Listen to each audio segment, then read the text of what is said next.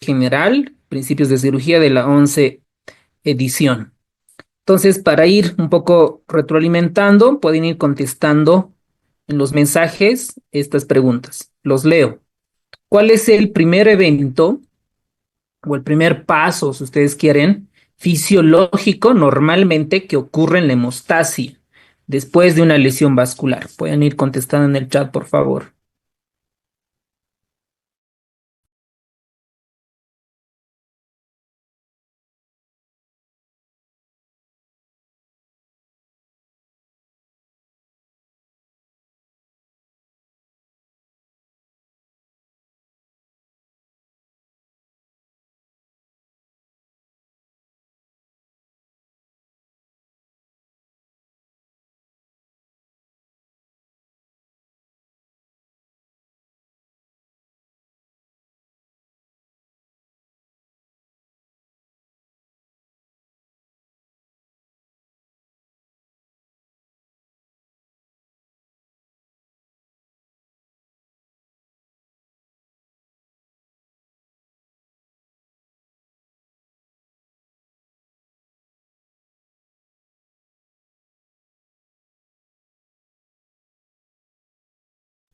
Muy bien. Gracias por contestar. Vamos con la siguiente pregunta. ¿Qué proteína es esencial para la adhesión de las plaquetas al colágeno subendotelial?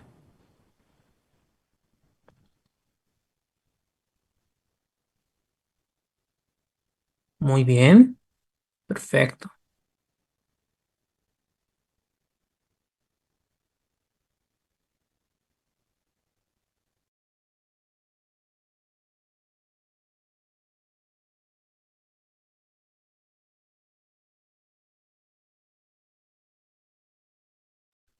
5 segundos más. Muy bien. Siguiente pregunta. ¿Cuál de las siguientes sustancias es un potente vasoconstrictor? Hay muchas sustancias vasoconstrictoras, pero aquí nos están hablando un potente vasoconstrictor que es liberado durante la agregación plaquetaria. Óxido nítrico es vasodilatador, adenosina es vasodilatador, prostaciclina son vasodilatadores. El fibrinógeno no tiene nada que ver, ¿no? Entonces, por descarte ya pueden ir contestando esto. Muy bien, es el inciso B, perfecto. ¿Qué cofactor es necesaria para la segunda ola de agregación plaquetaria?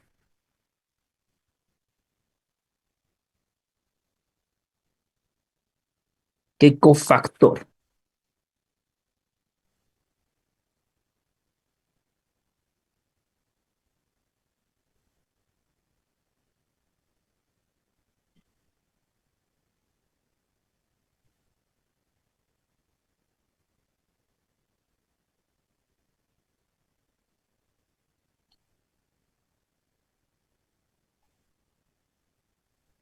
Muy bien. Y por último, ¿cuál de las siguientes enzimas convierte el plasminógeno en plasmina? Recuerden que la plasmina es la que destruye la red de fibrina.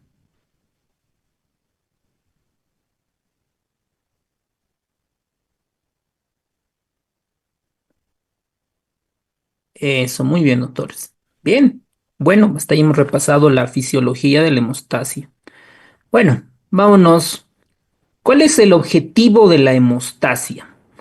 La hemostasia, el principal objetivo es parar la hemorragia, ¿no? Cuando hay una lesión vascular, una herida, un corte, es parar la hemorragia.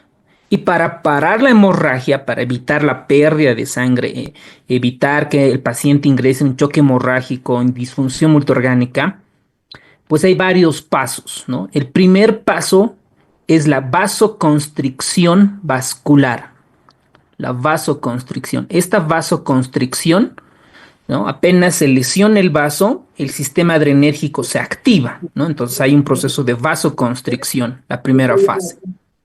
La segunda fase está la adhesión. A ver, alguien está ahí su... Sería el set principal y el offset vendrían a ser las botas, el cinturón, los anillos, las capas, ¿vale? Entonces, os explico un poco para que sepáis cómo funciona. Así como estáis viendo, Ahí está, ya salió de la clase. Bueno, entonces el segundo paso es la formación de tapón plaquetario. ¿Ok? Vamos a ver acá como tapón plaquetario. Este tapón plaquetario, incluso en algunos libros de fisiología van a encontrar que tiene dos fases. Una que es la adhesión plaquetaria, la adhesión, y otro que es la agregación plaquetaria, agregación. Entonces, dos fases ahí. Si ustedes ven la imagen del libro de Schwartz, ven el agregado de plaquetas, ¿no? La fase plaquetaria. Pero esta fase plaquetaria tiene dos fases, ¿no? La adhesión y luego la agregación. La adhesión va a ser, digamos, este es el vaso sanguíneo lesionado hasta la vasoconstricción. Y aquí las plaquetas se adhieren, ¿no? Dichas plaquetas se adhieren al endotelio dañado. Y luego se liberan varias sustancias, va a existir la agregación plaquetaria, van a formar la agregación plaquetaria. Luego viene la tercera fase, que es la formación de coágulo o la fase de la coagulación. Y al final viene la fibrinólisis, es decir, se va a destruir la coagulación. Entonces tenemos ahí las etapas de la hemostasia. Ahora vamos a detallar cada una de estas. ¿Cuál es cada una de estas? Entonces, lo primero es que el vaso sanguíneo, digamos, me voy a dibujar acá, y tenemos el endotelio, un epitelio plano simple, y tenemos el endotelio, y recuerden que por debajo del endotelio hay una membrana basal, hay otras sustancias que aquí vamos a rescatar el colágeno. Hay varios tipos de colágeno. Entonces, cuando hay una lesión, lo primero es la vasoconstricción.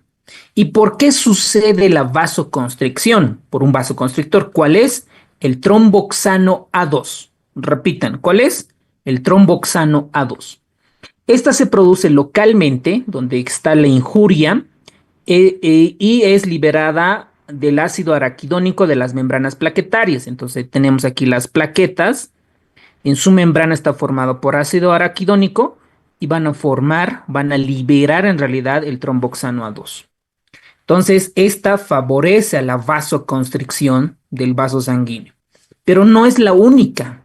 También está como vasoconstrictor la endotelina y la serotonina, principalmente, ¿no? Pero si nosotros entre las opciones nos ponen las tres, por excelencia vamos a contestar el tromboxano A2. También se liberan otras sustancias, la bradicinina, fibrinopéptido, etcétera. Pero con tal que nos acordemos para el examen, el tromboxano A2.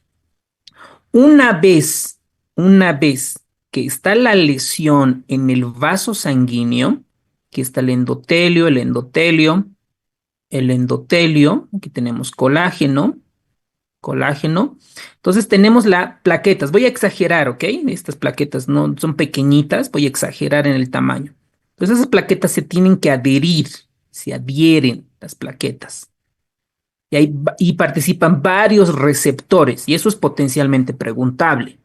¿Qué tenemos que recordar de las plaquetas? Las plaquetas vienen de una célula multinucleada muy grande, denominado los megacariocitos. De ahí viene. Mega, grande, cario, relacionado con el núcleo, y citocélula, ¿no? Y estas se van partiendo en varios pedacitos y van formando las plaquetas. ¿Qué tenemos que recordar? Que el valor normal de las plaquetas está entre 150.000 a 400.000 plaquetas por microlitro.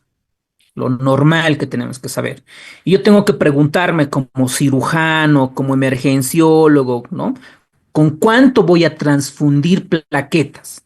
A ver, para los que ya han repasado, a un paciente, ¿con cuánto de plaquetas voy a transfundir? Pueden activar su micrófono, doctores.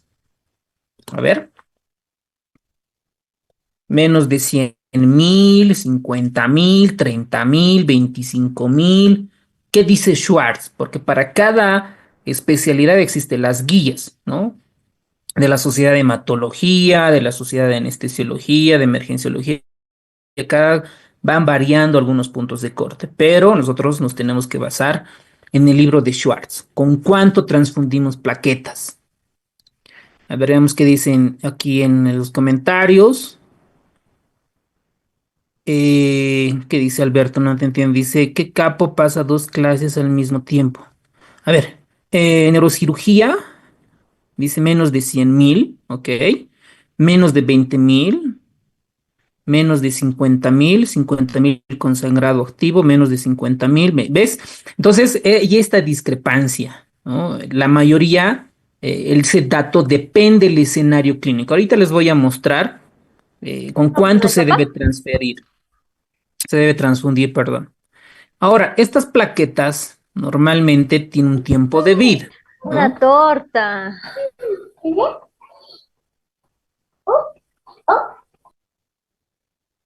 Ya. Entonces, estas plaquetas tienen un tiempo de vida. Ustedes deben recordar por fisiología y histología que más o menos vive 14 días, ¿no? Para ciencias básicas. Ahora, para cirugía, esto también cambia, ¿no es cierto? Está de 7 a 10 días. Es el tiempo de vida útil de una plaqueta. Ahora, entonces el primer paso es la vasoconstricción y luego viene la adhesión plaquetaria. Esta adhesión plaquetaria, estas plaquetas se van a adherir con el colágeno a través de varios receptores. Aquí existen dos pasos. Primero tenemos la adherencia plaquetaria, que esta es reversible, ¿no? Es reversible. ¿Quién participa? El ADP, el adenosín difosfato, la serotonina, calcio y fibrinógeno. Acá tenemos otro esquema. Miren cómo se va formando el tapón plaquetario. Esto es la hemostasia primaria. Miren esta imagen alucinante. Acá tenemos, esta es la plaqueta y este es el colágeno. Miren, ahí tenemos el colágeno. Y estas plaquetas de los gránulos alfa van a liberar varios factores de crecimiento similares a la plaqueta. Para que esta plaqueta pueda adherirse al colágeno, necesita algo. Y ese algo es el factor de von Willebrand. ¿Qué es el factor de von Willebrand? Es la glucoproteína importante para que exista adhesión plaquetaria. Entonces, ustedes han debido escuchar que la enfermedad de von Willebrand es una deficiencia de este factor y obviamente predispone a hemorragias porque no hay buena adhesión plaquetaria. Si queremos ser un poquito más profundos, nosotros recordemos que la enfermedad de von Willebrand, ¿en qué fase afecta de la hemostasia? En la adhesión plaquetaria, porque no existe este factor de von Willebrand. Y no es tan simple, porque también necesita una glucoproteína. Esta glucoproteína es la 1B, 4 y 9, pero para el examen de la residencia deben de recalcar el factor de von Willebrand. ¿Ok? Entonces veamos qué dice la teoría, ¿no? Cuando hay una lesión de un vaso sanguíneo se expone el colágeno subendotelial. Entonces las plaquetas tienen esa adherencia, es como un imán, ¿no? La plaqueta se adhiere al colágeno subendotelial. Esta adhesión requiere de una glucoproteína, que es el factor de von Willebrand, ¿ok? Entonces, factor de von Willebrand y glucoproteína 959 son los que participan. Posteriormente, estas plaquetas se adhieren y liberan sustancias de estos gránulos, ¿no es cierto? Hay una entrada de calcio, de positivo se vuelve negativo, etcétera. De negativo se vuelve positivo por la entrada de calcio y hay una despolarización, ¿no? Del ácido araquidónico, bueno, donde van a liberar continuamente el tromboxano A2, van a liberar del gránulos alfa de P serotonina, varios receptores como la P-selectina y otras, ¿vale? Este proceso, este tapón plaquetario es reversible. Hasta acá estamos en hemostasia primaria. Ahora, después de la adherencia plaquetaria, viene la agregación plaquetaria. Bueno, entonces miren ustedes acá el colágeno subendotelial, miren las plaquetas, miren aquí la plaqueta como tal, y miren, ¿no? Esto es la adhesión plaquetaria. ¿Qué necesita? Factor de von Willebrand. Miren, ahí está con su glucoproteína 1B, 9 y 5. Eso es la adición. Ahora, la agregación, para la agregación significa que esta plaqueta, si nosotros usamos un esquema, usamos el mismo esquema, que tenemos el endotelio, esta plaqueta está adherida, ¿no? A través del factor de von Willebrand. Luego viene la agregación plaquetaria. La agregación plaquetaria. Entre que esta plaqueta se una con otra plaqueta necesitan varios receptores. Por ejemplo, miren, tenemos acá la glucoproteína 2B3A. Y este receptor contra otro receptor, 2B3A, va a unirse un puente. Y este puente es el fibrinógeno. ¿Ok? El fibrinógeno. Entonces, en resumen, en adhesión plaquetaria, el factor de von Willebrand, súper importante, y en la agregación plaquetaria, el fibrinógeno. ¿Vale? Muy bien, veamos qué dice la teoría. En este proceso ya es irreversible, irreversible. Por eso es cuando nosotros usamos aspirina, van a comenzar a evitar estos procesos donde cuando uno consume aspirina como antiagregante plaquetario, su función es irreversible, ¿vale? Entonces se produce una liberación donde las plaquetas liberan ADP, calcio, serotonina de los gránulos alfa y el fibrinógeno es crucial para que actúe como un puente entre la agregación plaquetaria y necesita los receptores 2B3A. Además, sintetizan trombospondina, que refuerza la interacción, ¿no? Ustedes acá, este triangulito junto con el ADP. Además, se libera el factor plaquetario 4, que actúa como un antagonista de la heparina para reforzar la agregación plaquetaria. Ahora, todo este proceso de adhesión, agregación plaquetaria, ahí van a actuar los antiagregantes plaquetarios. Por eso no dice antiadherentes, son antiagregantes. Entonces, ¿en qué fase van a participar? En la agregación plaquetaria. Entonces, todos los antiagregantes plaquetarios que ustedes conocen. Ahora veamos en nuestro medio, ¿qué usamos? La aspirina. ¿Ok? La aspirina es un antiagregante plaquetario indirecto porque va a inhibir la función del tromboxano A2, porque el tromboxano ustedes saben que viene del ácido araquidónico. Bueno, a ver, otra, ¿dónde está el clopidogrel? Aquí está. El clopidogrel, que usamos en nuestro medio mucho, es un antagonista del P2Y12ADP. Recuerden que en esta fase también participa el ADP junto con los receptores P2Y12. Entonces, el clopidogrel antagoniza sobre todo el ADP, ¿no? Luego tenemos otros antiagregantes que lo hemos visto en medicina interna, el prasugrel, ticagrelor y otros. Otro antiagregante plaquetario. Bueno, esos dos principalmente, ¿vale? Después usamos anticoagulantes, leparina o warfarina. Pero aquí tenemos, por ejemplo, antagonistas de esta glucoproteína 2B3A, el abciximab, el tirofiban, luego los inhibidores de la fosfodiesterasas, ¿no? Tenemos ahí el dipiridamol, tenemos los antagonistas de receptores PAR2, el varopaxar, pero en la parte práctica usamos la aspirina, el clopidogrel principalmente. ¿Ok? Ahora, una vez que se forma la vasoconstricción, el tapón plaquetario, viene la fase de la coagulación. ¿Por qué es importante esta fase? Bueno, todo es importante. Entonces, una vez que las plaquetas están adheridas, hay adherencia, plaquetas, luego agregación plaquetaria, esta plaqueta, si viene un flujo sanguíneo, se lo puede levantar, ¿no? Como un río. Entonces necesitamos una red de fibrina, que esto también lo han visto en fisiología, ¿no? Hay una red de fibrina. Entonces, aquí la coagulación, uno de sus objetivos es formar esta red de fibrina. Ahora, este factor de coagulación, hay tres vías, la vía intrínseca y la vía extrínseca y la vía común, tres vías. La vía intrínseca va a estar el contacto, ahorita vamos a profundizar, donde va a hacer que el factor 12 se convierta en factor 12 activado. El factor 12 activado lo convierte al factor 11 en 11 activado. Y este factor 11 activado lo convierte al factor 9 en 9 activado. Y ahí se forma el complejo. ¿Ok? Llega a la vía común, donde el factor 10 se convierte en factor 10 activado. En la vía extrínseca se libera el factor tisular. Este factor tisular al factor 7 lo convierte al factor 7 activado y van a llegar al complejo 10 activado. Aquí interviene el factor 5 como cofactor, como 10,5 activado, y a la protrombina la convierte en trombina. Y la trombina al fibrinógeno lo cataliza, lo parte y lo convierte en fibrina. Y ahí tenemos la red de fibrina, ¿no? De manera un poco sencilla. Ahora, en la parte práctica, nosotros, ¿cómo vamos a evaluar la vía, todas estas vías, la extrínseca, la intrínseca? Por ejemplo, la vía intrínseca, nosotros vamos a valorar cómo está con el TTPA, ¿no? Cómo está.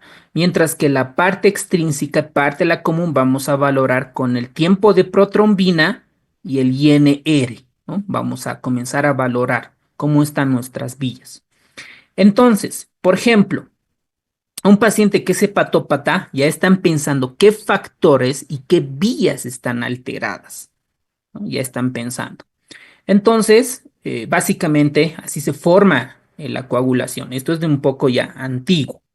Aquí tenemos una imagen copy-paste del libro de Schwartz, donde detalla un poquito más. Miren la parte extrínseca, la parte intrínseca y la vía común, ¿no? Que es desde el factor desactivado. Y es lo mismo, donde aquí lo hace un poco más detallado. La parte extrínseca es donde hay una lesión vascular, se libera el factor tisular más el factor 7. Van a comenzar a activar el factor 7 activado junto con el calcio y van a llegar al factor 9 y el factor 9 activado va a activar el factor 10 en factor 10 activado. La vía intrínseca es lo mismo, ¿no? Hay un contacto con la superficie, ya sea por inflamación, activación de complemento, ya sea por fibrinólisis, van a ir a llevar el factor 12 activado. El 12 activado llega al 9, ¿no? Al 9 lo convierte en 9 activado y este 9 va a llegar hasta el factor 10 activado. El objetivo es que la protrombina, el factor 10, se convierta en trombina y la trombina lo convierte el fibrinógeno en fibrina, ¿no? Para comenzar a ver. Esto es el modelo antiguo que nosotros comentamos en los libros de fisio, de cirugía. Esto es un modelo un poquito moderno, porque esto va mucho con la tromboelastografía. Tromboelastografía, que es el modelo moderno de la coagulación que tiene tres fases. Ustedes recordaban que aquí tenemos extrínseco, intrínseco y vía común, ¿verdad? Aquí en este modelo hay tres, que es el modelo de iniciación, el modelo de amplificación y el modelo de propagación. Es un poco más fisiológico. El modelo de iniciación, ¿con qué comienza? Con el factor tisular. Miren acá. El factor tisular se libera porque hay un daño endotelial. Miren, hay un daño endotelial, se libera. Este factor tisular inicia la activación del factor 7 activado. Miren, ahí está, el factor 7 activado. Lo que activa el factor 10 y el factor 9. Al factor 9 y al factor 10. Esto lo activa el factor tisular junto con el factor 7 activado. Y el factor 10 lo convierte, ¿no? A la protrombina en trombina. ¿Ok? Es de la fase de iniciación. La fase de amplificación, la trombina, esta trombina que nosotros tenemos, va a comenzar a activar las plaquetas. Ojo al dato, que acá no tiene nada que ver las plaquetas, como ustedes verán, ¿no? Aquí en la fase de amplificación ya involucra las plaquetas, activa las plaquetas y más factores de coagulación. ¿Cuál? El factor 5 y el factor 8. Ambos. Lo que va a hacer es preparar el sitio de la lesión para una coagulación más eficiente, ¿no? Entonces aquí interviene el factor de von Willebrand, por ejemplo. Y aquí favorece la activación plaquetaria y estas plaquetas están unidas con estos factores. Posteriormente, la última fase es la fase de la propagación. Esta fase de la propagación, el objetivo es formar un complejo enzimático denominado el complejo de tenaza. Este complejo de tenaza, ustedes ven aquí en la imagen, este complejo de tenaza está formado por el factor 8 activado, posible pregunta de examen, y el factor 9 activado. Eso es el complejo de tenaza. ¿ok? Y además va a ser ayudado por otra enzima, por otro complejo, que es el complejo de protrombinasa. Este complejo de protrombinasa está formada, miren, por el 10 activado, por el factor 5 activado.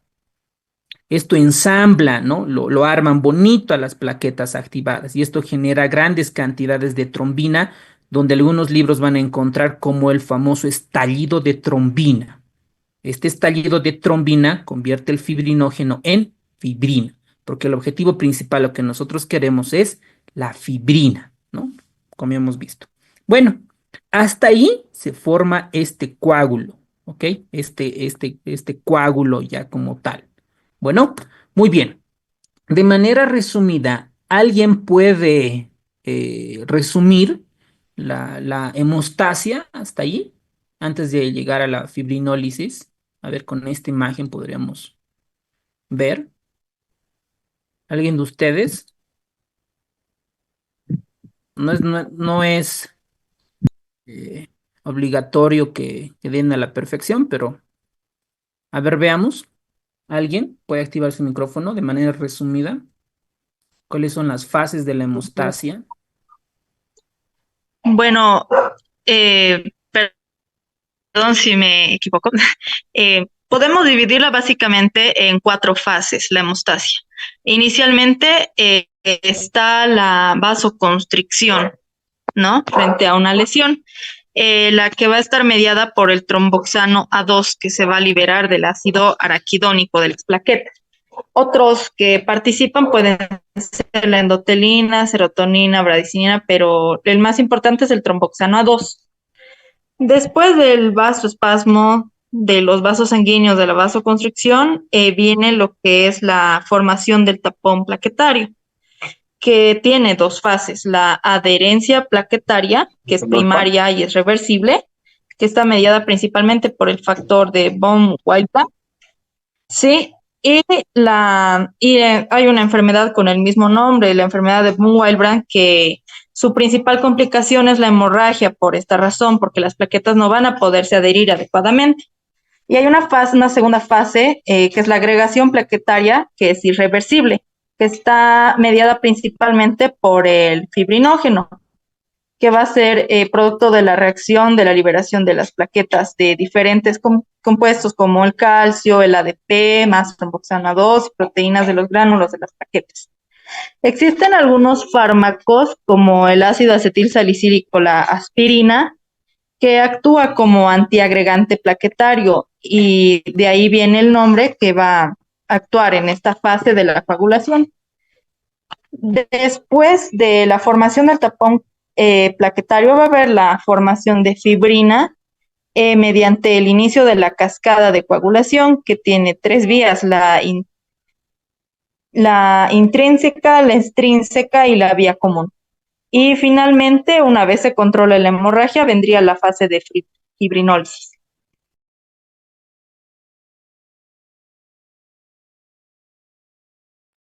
Doctor, su micrófono está apagado, disculpe. Ah, ok, perfecto, doctora. Muy bien, excelente. ¿Cuáles son los factores de coagulación que son vitamina K dependientes o filoquinona dependientes? 2, 7, 9, 10, proteína C y S. Muy bien. Sí, exacto. ¿Con cuál de estas vías, la vía extrínseca, intrínseca, común, valora TP? ¿O la vía... Extrínseca. Extrínseca. La 7, La extrínseca. La 7, vía hasta 7. extrínseca. Perfecto. 2, 7. La vía intrínseca, ¿con qué laboratorio puedo valorar? TTPA. Con la TTPA. TTP. Ajá. PTT, Muy bien, TTPA. ¿Ok? Perfecto, muy bien. Entonces, esto es lo básico de la hemostasia para poderlo entender, ¿vale? Muy bien. Y al final, pues esto quería preguntarles, ¿no? ¿Cuáles las tres fases del modelo celular de la coagulación? La fase de la iniciación, la fase de la amplificación y la fase de la propagación. Perfecto, muy bien. Excelente, doctores. Ahora, luego que se ha formado el tapón plaquetario, o sea, el coágulo con su red de fibrina, ahí bonito, este coágulo está con su red de fibrina, no va a estar para siempre, ¿no? Aquí los fibroblastos van a sintetizar colágeno y van a reparar todo el daño que se ha realizado, ¿no es cierto? Con la ayuda del cirujano y demás. Este coágulo tiene que destruirse, ¿no? Y ese proceso se denomina la fibrinólisis. Esta fibrinólisis, o sea, destruir esta red de fibrina, lo va a hacer a través de una enzima, que es una proteasa, que va de una proteasa, destruye la proteína, ¿no? Y ese alguien es la famosa plasmina. Esta plasmina viene del plasminógeno, plasminógeno, ¿ok? Y va a ser activada por el factor activador de plasminógeno tisular o simplemente como TPA, ¿no? Que significa activador del plasminógeno tisular. Entonces, eso es lo que va a hacer. Ustedes ven aquí una imagen, cómo está la plaqueta, la fibrina y el activador del plasminógeno tisular convierte al plasminógeno en plasmina y la plasmina es lo que va a destruir las redes de fibrina. ¿Y qué va a quedar? Desechos, ¿no? Lo que va a quedar son desechos. Y estos desechos son los productos de los famosos dímeros D, ¿no? Ahí queda, los famosos dímeros D. Esto es un concepto básico fisiológico. Entonces ustedes miren acá, a ver, creo que la imagen nos está perjudicando. Ahí tenemos esta imagen, miren. Aquí tenemos el plasminógeno, se convierte en plasmina a través del activador plasminógeno tisular. ¿Quién potencia? ¿Qué fármacos potencian este activador plasminógeno tisular? Lo que hemos llevado de medicina interna, la tenecteplasa, la alteplasa, que se usa para infarto, para stroke, ¿no? Para tromboembolismo pulmonar, para TBP, para trombosis mesentérica. Entonces, el alteplasa, la tenecteplasa van a potenciar este activador plasminógeno tisular. También tenemos la streptokinasa y otras van a comenzar a liberar, ¿no? El objetivo es que se libere plasmina y destruir la red de fibrina, ¿ok? Muy bien. Esta degradación de la fibrina va a llegar productos de degradación de la fibrina. Tenemos dos, los fragmentos E y los dímeros D. ¿Para qué sirve el dímero D? Por ejemplo, ver, el dímero D, habíamos visto en medicina interna que juega un rol importante en TEP y en TBP, ¿no? A ver, el dímero D, ¿qué rol juega? Vamos a ver un poquito de estadística. A ver, es un predictor falso positivo, es un falso negativo, tiene un predictor, a ver, un likelihood ratio de positivo o tiene un likelihood ratio negativo. ¿Qué se acuerdan de dímeros D? ¿Cuál es la función del dímero D en enfermedad trombosa venosa?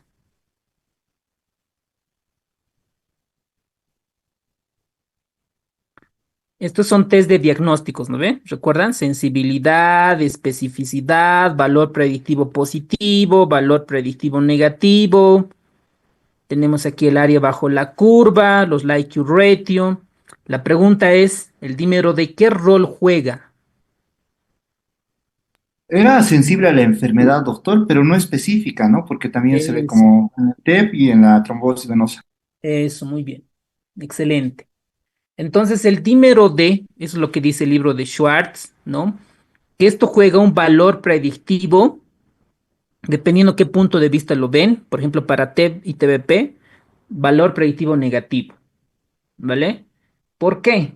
Como dice el doctor, aumenta la sensibilidad, pero es poco específica, porque el dímero D no solamente se libera por la degradación de la fibrina, también en sepsis, también en lesión renal aguda se liberan dímeros D. Puede ser positivo. Ah, si es positivo, puede ser TBP o TEP, ¿no? Puede ser. Pero también puede ser por lesión renal aguda, puede ser por sepsis. Ahora, si el dímero D está normal, descartamos que no es TBP ni TEP, ¿ok? Por eso se aumenta la sensibilidad con baja especificidad. También el dímero D nos ayuda a ver situaciones, tres componentes: coagulopatía por trauma, coagulopatía por cristaloides y coagulopatía intravascular diseminada, que lo vamos a ver posteriormente. Bueno, ahora, esta plasmina también tiene su antagonista, ¿no? Que es la antiplasmina alfa 2, que es un inhibidor que se une a la fibrina y bloquea la actividad de la plasmina, ¿no? Ahí como un concepto. Luego tenemos los inhibidores de la fibrinólisis. Ahí vamos a tener el inhibidor de la fibrinólisis activado de trombina y el activador plasminógeno de urosinasa, ¿no? Que ya los hemos visto. Entonces, esta es la primera fase, vasoconstricción. La adhesión plaquetaria, recuerden, adhesión plaquetaria, factor de von Willebrand.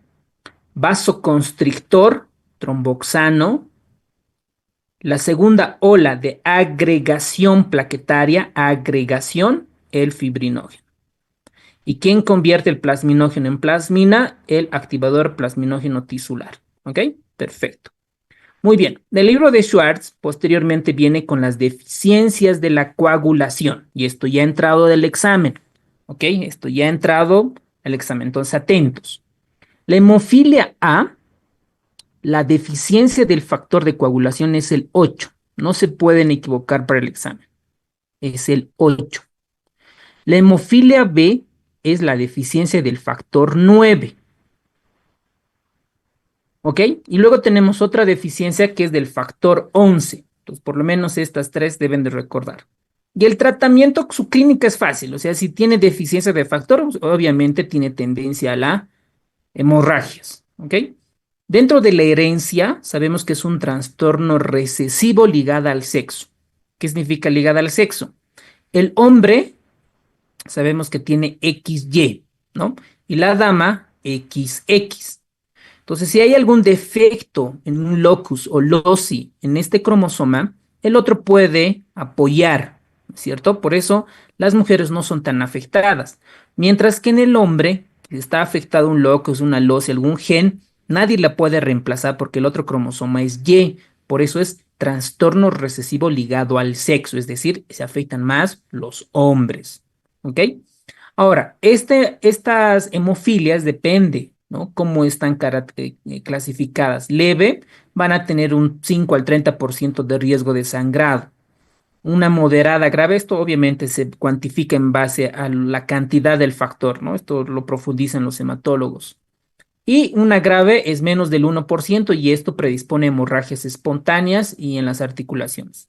¿Cuál es el tratamiento? Dar los factores de coagulación. Si es en la hemofilia A, es darle factor 8 recombinante. En la hemofilia B, factor 9, ¿no? Y aquí tenemos los niveles de actividad, que esto no creo que les pregunten, ¿no? Es un poquito más profundo. ¿Y cuáles tenemos dentro de los inhibidores del factor 8? El 20% de los pacientes con hemofilia A pueden desarrollar inhibidores. Por eso ahí el tratamiento es a dosis más altas del factor 8. Entonces tenemos el factor 8 porcino, el complejo de protrombina y el factor 7A recombinante. Esto tenemos en nuestro medio como complejo concentrado protrombínico, ¿no? Es que estas tienen todos los factores de coagulación, como el plasma concentrado, que lo vamos a ver. ¿Ok? Muy bien. Entonces, luego el libro de Schwartz habla de otras patologías, ¿no? Habla de la enfermedad de von Willebrand.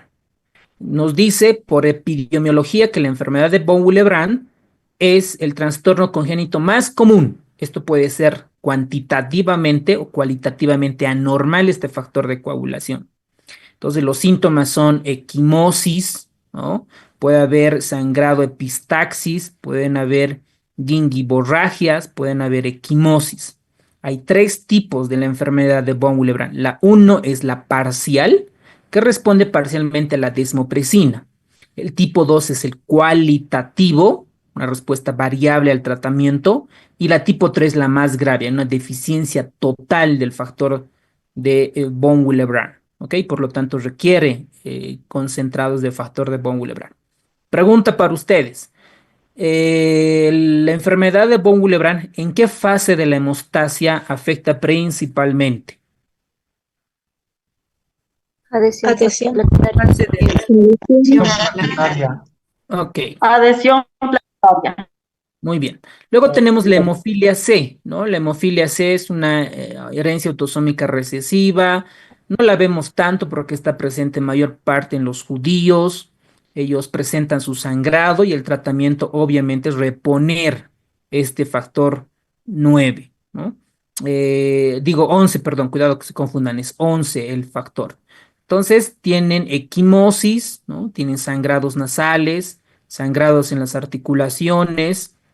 Si se hace una herida, la hemorragia es prolongada, hay sangrado de mucosas, ¿no? Y puede tener hematuria, ¿no? Puede orinar sangre el paciente.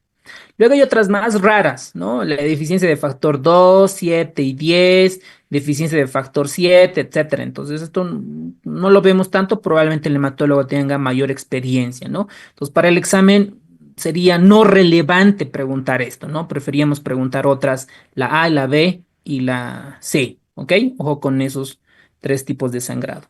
Luego habla también del factor, la deficiencia del factor 8 exclusivo, que es trastorno igual autosómico recesivo, que los mismos pacientes igual tienen sangrados desde la época pediátrica en muñón umbilical, pueden tener abortos espontáneos y el plasma es dar y el tratamiento es dar factores de coagulación, ¿no? Que tenemos en crioprecipitados principalmente. Luego tenemos los defectos funcionales, ¿ok? La plaqueta no funciona adecuadamente. Tres, de manera resumida, la tromboastenia de Glassman, que es una deficiencia de la glucoproteína 2B3A. Esta glucoproteína, ¿en qué fase de la hemostasia participa? ¿Vasoconstricción, adhesión, agregación plaquetaria o coagulación? ¿En cuál de las Agregación. cuatro? Agregación. Eso, muy bien, ¿ok? Entonces, ahí cuando no hay esa glucoproteína, se genera la tromboastenia de Glassman, ¿ok? Luego también tenemos el síndrome de Bernard-Soulier, que es un defecto en la adhesión de las plaquetas, ¿no? En la adhesión de las plaquetas al factor de von Willebrand y el tratamiento es transfusión de plaquetas.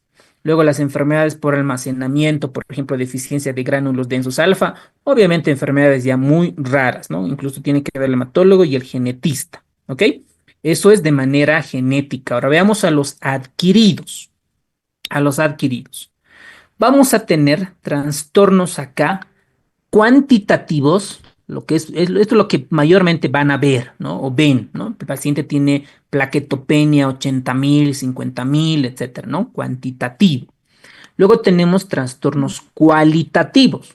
Ah, no, pero doctor, mi paciente tiene 300,000 plaquetas, pero está sangrando. Sus plaquetas no están bien porque toma aspirina.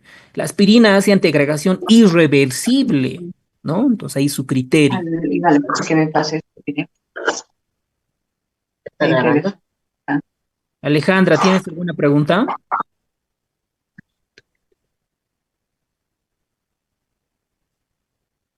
Ok. Bueno, veamos a los defectos cuantitativos. ¿Por qué pueden bajar las plaquetas? Uno es porque la médula ósea no produce. Otra es que no viven lo adecuadamente. ¿Cuánto vive una plaqueta? 7 a 10 días. 7 a 10 días. Muy bien. Y la otra es que estas plaquetas están secuestradas. Por tres causas puede disminuir las plaquetas.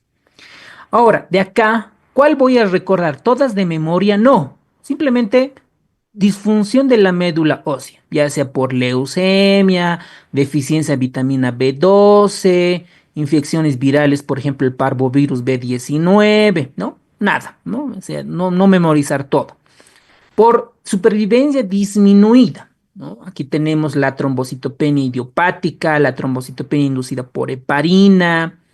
Luego tenemos, esto es frecuente, ¿no? La coagulación intravascular diseminada, la púrpura trombocitopénica. Entonces, si yo tendría que preguntar para el examen, probablemente tendría que ir a una de estas, específicamente la coagulación intravascular diseminada o inducida por heparina, que eso se ve frecuente en los hospitales.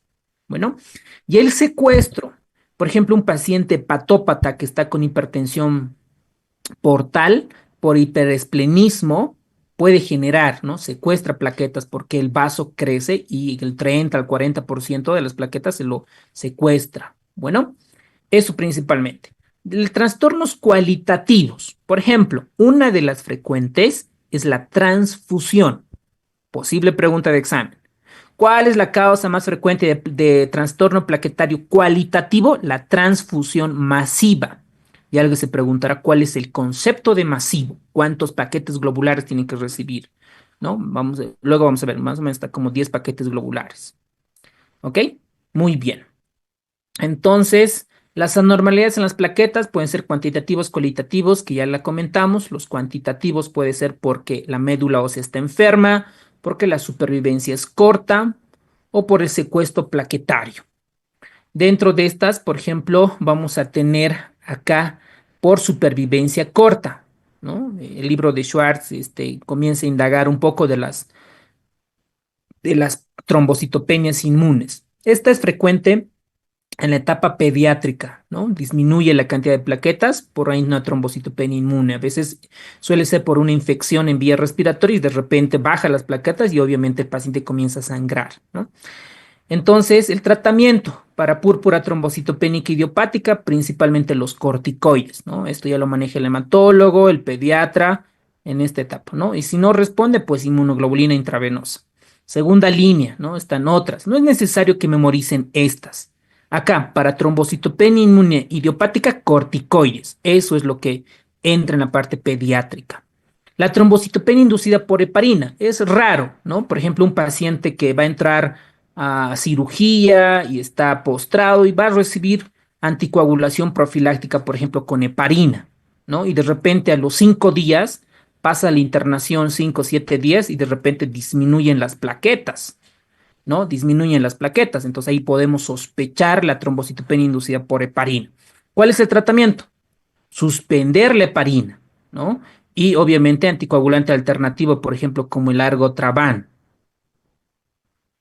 ¿Ok? Entonces eso para como manejo, como tal, ¿ok?